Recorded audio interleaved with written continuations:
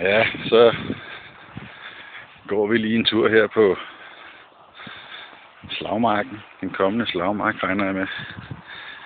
Som I kan se, så er græsset nyklippet en uge inden finalen.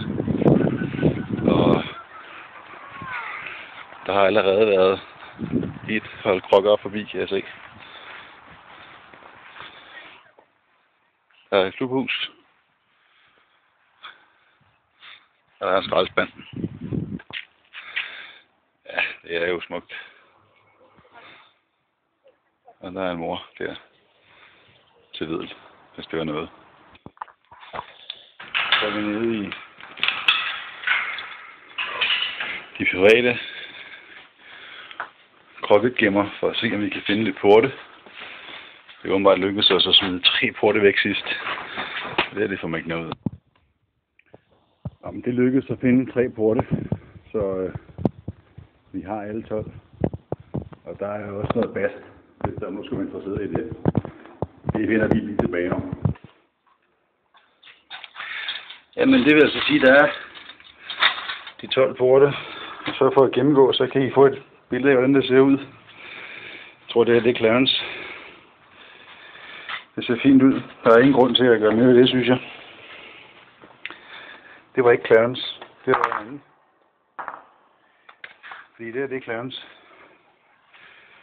Og den skal nok også holde en kop. Det er jeg sikker på, at den skal. Måske lidt tør. Den hvide det var sgu nok hipses. Det er i hvert fald Mikkel. Det er slimdyret. Kunne godt trænge til, og ikke andet, sådan en renovering. The Raver. Det er Hedens kølle. Den er fin stand.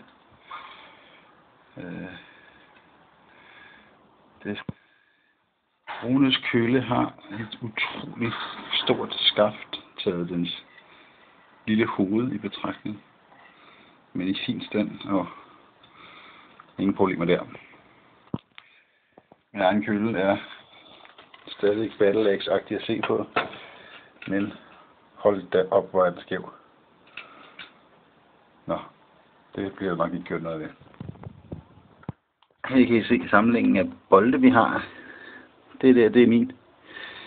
Og hvis ikke I kan se jeres egen, så må I se med. Men der er altså tilstrækkeligt.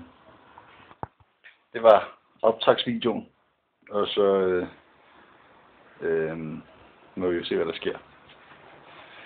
Ses på lørdag.